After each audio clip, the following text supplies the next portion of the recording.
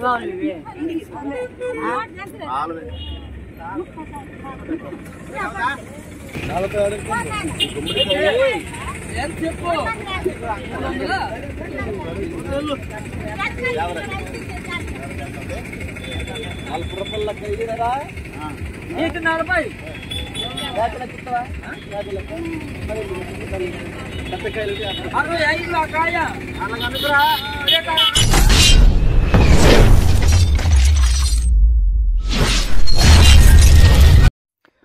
అండి, అందరికి నమస్తే. ఈరోజు మన్యం జిల్లాలో అతిపెద్ద సంత సీతంపేట అండి. మీ అందరికి సుపరిచితమే.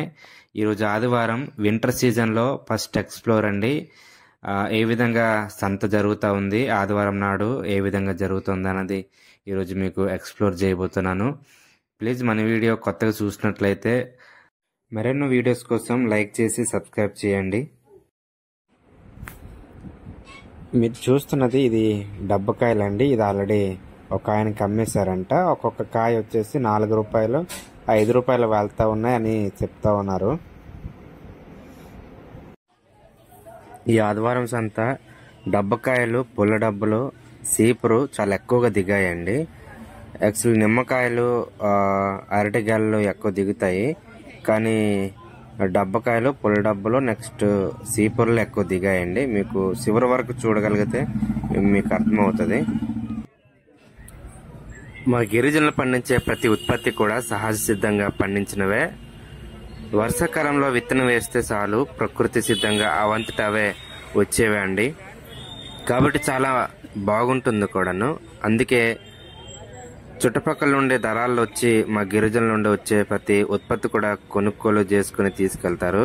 అయితే మా గిరిజనులు ఎంతో కన్నుపూడి చేసి చేతికి వచ్చిన పంట సంతికి తెస్తే దళారుల చేతికి మోసపోవడమే జరుగుతుందండి. కొన్నిసార్లు కష్టమే మిగులుతుంది అన్నట్టు. ఎంత వచ్చినా సంతృప్తిగా అసంతృప్తి అయితే చెందరండి, తృప్తి చెందే ఉంటారు మా గిరిజనులు. ఎంతైనా స్వచ్ఛమైన మనసు అండి మా గిరిజనులది. కొంతమంది చాలా సులకన భావంతో ఉంటారండి. ఎవరి కష్టం వాళ్ళకే ఉంటుంది, తెలుస్తుంది కూడా. కొండపూడి వ్యవసాయం చాలా కష్టమైనదేనండి. గాబు తీటకి కూలీలు పెట్టి తీయించే వాళ్ళు ఉంటారు, లేదంటే సొంతంగా వాళ్ళే తీసుకునే వాళ్ళు ఉంటారు. ఉదయం 6 గంటలకు కొండకి వెళ్తే సాయంత్రం 6కి వస్తారండి. అంతలా కష్టపడితే గాని చేతికి పంట రాదండి. ఒక వస్తువు సంతికి తేవాలంటే కొంతమంది అయితే వాళ్ళ దగ్గర ఉన్న 2 వీలర్స్ బైక్స్తో తెచ్చుకుంటారు. కొంతమంది ఆటో లేదా పికప్తో లోడ్ వేసుకుని తెచ్చుకుంటారండి. అవన్నీ కూడా చూసుకోవాలి కదండి.